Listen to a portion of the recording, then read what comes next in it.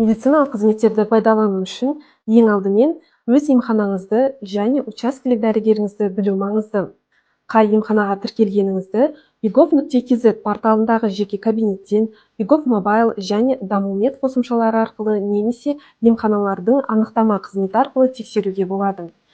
Азаматтардың келісімінсіз немесе жалған мәліметтер негізінде медициналық мекемеге тіркеу заң бұзушылық болып саналады.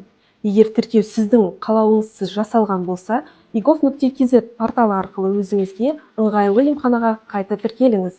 Сонымен қатар, жалған тіркеу фактісі бойынша шағым қалдыру қажет. Емханаға жалған тіркеу бюджет қаржысын заңсыз иеленуге жатады. Біле жүріңіз, қажет болған жағдайда жылына бір рет еркін таңдау құқығы бойынша тұрғылықты мекен жайын, жұмыс істейтін немесе оқитын жерін ауыстыруына байланысты және медициналық ұйым қайта ұйымдастырылса немесе таратылса, емхананы өзгертуге болады. Дәрігер тіркелген пациенттердің денсаулығын бақылай алу үшін тұрғылықты жеріне тікелей жақын мекемені таңдау ұсынылады.